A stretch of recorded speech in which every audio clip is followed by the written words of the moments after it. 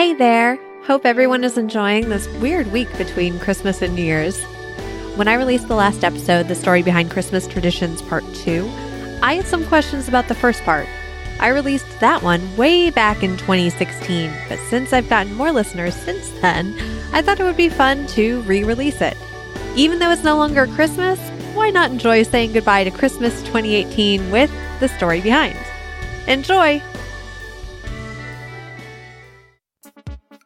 This episode was originally recorded for a guest segment I did on the XXXmas special episode of Everyone Has a Podcast, a comedy show hosted by my friends Adam and Brian. I'm your host, Emily Prokop, and this is the story behind Christmas traditions. You may have heard the rumor that the modern-day depiction of Santa, dressed in red and white fur, with a large pot belly, white beard, black boots, and a large black belt, may have been spawned from the Coca-Cola advertisements of the 1930s, especially because the red and white were corporate colors. But that rumor's false. The jolly large man depicted almost everywhere is a bit of an amalgamation of lots of different influences, such as Washington Irving's Christmas Stories or Clement Clarke Moore's A Visit from St. Nicholas, otherwise known as The Night Before Christmas. Plus other illustrations and iterations of Santa Claus that date further back than the first Coca-Cola ads depicting him. Speaking of A Visit from St. Nicholas, it was Moore's poem that first introduced the names of Santa's reindeer. We now know them as Dasher, Dancer, Prancer, Vixen, Comet, Cupid, Donner, and Blitzen. But did you ever wonder what Donner and Blitzen meant? All the other names make sense, and you've heard of them, some meaning fast, some associated with merriment or love. But then there's Donner and Blitzen. Those weren't actually their original names. In the original 1823 publication, they were named Dunder and Bliksem, which are Dutch words for thunder and lightning.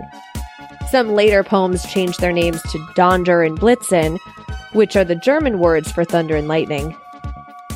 But when Johnny Marks wrote the prelude for his recording of 1949's Rudolph the Red-Nosed Reindeer, he used the spelling Donner from the original Rudolph story written by Robert L. May.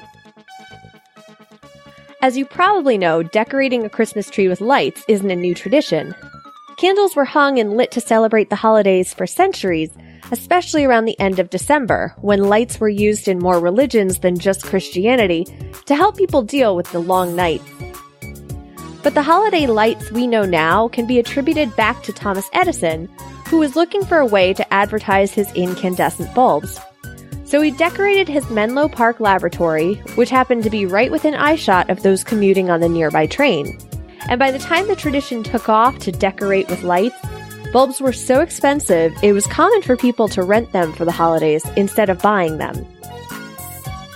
Even though this is one of the many legends out there, I still love this particular story about candy canes.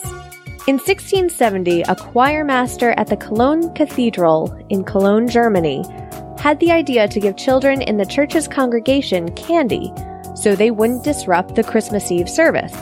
He asked the candy maker for some sweet sticks, but he also wanted to use the candy as a lesson pertaining to Christmas. So he asked the candy maker to put a crook in the sweet sticks to represent the canes of the shepherds who visited baby Jesus. It's also said that the red and white colors of traditional candy canes are intentional, white representing the sinless life of Jesus, and red representing the blood he shed. One more Christmas tradition I wanted to touch on is the 24-hour marathon of A Christmas Story, which when I had cable, I insisted be kept on the whole time, since I was never in one place long enough to watch it from start to finish. But the story behind the movie can arguably be even more intriguing than the movie itself. Director Bob Clark heard Gene Shepard's radio show based on his book, In God We Trust, All Others Pay Cash, while driving to his girlfriend's house for a date. He loved the story so much, he ended up circling the block for an hour while listening to it. He would be the ideal podcast listener. At the time, he was a fledgling B-list director, without many credits to his name. But he wanted to bring Shepard's story to the big screen. And it took the success of his movie, Porky's, to give him the credibility as a director to pitch A Christmas Story. The studio wanted him to direct a sequel to Porky's, and Clark agreed, but only on the condition that he could make A Christmas Story first. Don't forget to check out more holiday fun from the guys at Everyone Has a Podcast. Find them at ehappodcast.com. Thanks for listening. Welcome back to the present. It was like the ghost of the story behind past, and now the ghost of the story behind present. But let's talk about the future of the show. So, the ghost of the story behind future. That's weird. There are lots of fun things in store for the story behind in 2019, including Patreon exclusive content for executive producers. You can be an executive producer by going to patreon.com/thestorybehind, and that's Patreon, patreon.com/thestorybehind. Usually I don't get a chance to talk about Patreon on the show too much because I like to keep it nice and short. For those who don't know what Patreon is, it's a way to support artists and creators you enjoy on a monthly basis for as low as $1 a month.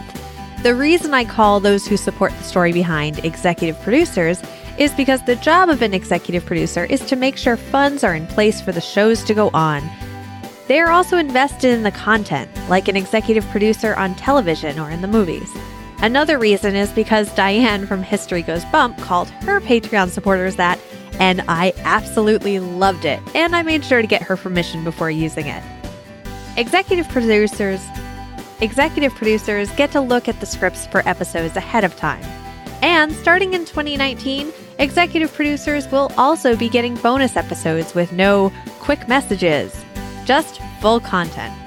There will be a theme for this year, and the monthly bonus episodes will be the story behind each month. So, releasing in January will be the story behind January, including the history of the name, as well as information about birthstones, birth flowers, notable dates, and birthdays, and a whole lot more. So if you're looking for more episodes of The Story Behind, make sure to check out patreon.com/thestorybehind. In addition, executive producers of $5 or more will be getting exclusive access to a new project I'm working on called Muse. It's still in the beginning phases. It's still in the very beginning phases, so there isn't much there right now, but I'm seeing this as a breakout podcast from The Story Behind. It will be a long-form series based on one specific topic.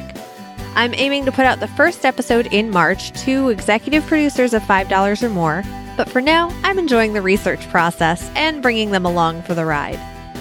You'll hear more about that project in future episodes of The Story Behind. I also wanted to take a moment to thank everyone who has purchased the Story Behind book and all the lovely pictures of people I've seen opening them for Christmas.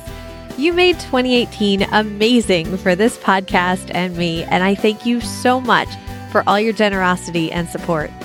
And as always, thank you for listening.